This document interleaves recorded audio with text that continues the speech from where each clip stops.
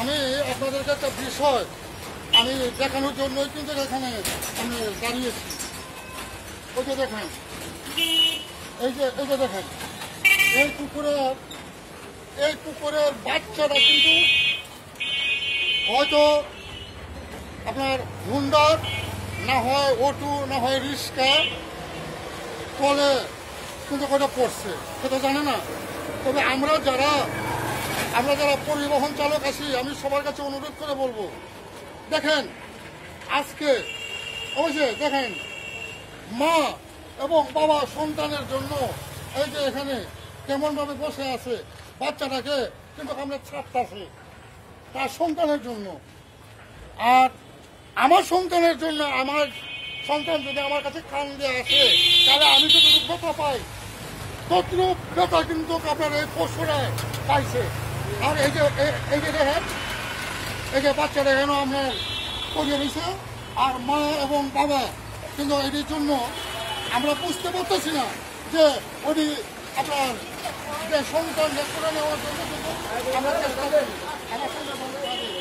আর ওই পুকুরের সন্তান যখন এখানে পড়ে রয়েছে, আর ওরাও কিন্তু আপনার এটা বুঝাইতেছে যে আমার সন্তান কি হয়েছে, তুমি আমার কুলে আসো, আমার দুধ খাও, সে উঠতেছে না। আমরা যারা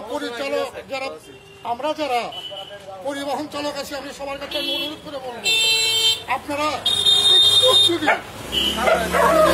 সহানুভূতি দেখান এবং জীবের প্রতি দেখান, তাহলে কিন্তু ওই আজকে কিন্তু আপনার ওই কুকুরটা মারা যেত না। তাই আমি সবার কাছে অনুরোধ করে বলবো, আপনারা সবাই আপনার একটু দেখে গাড়ি চালাবেন, গাড়ির গতি নিয়ন্ত্রণে রাখবেন। আজকে ওই কুকুরের বাচ্চাটা অ্যাক্সিডেন্ট হয়ে মারা গেছে, একটা মানুষও মারা যেতে পারত। তাই আমি আপনার সবাইকে অনুরোধ করে বলবো, আপনারা গাড়ি যা চালাবেন, হোন্ডা চালাবেন, যেটাই চালান না কেন, আপনার গতি নিয়ন্ত্রণে রাখবেন।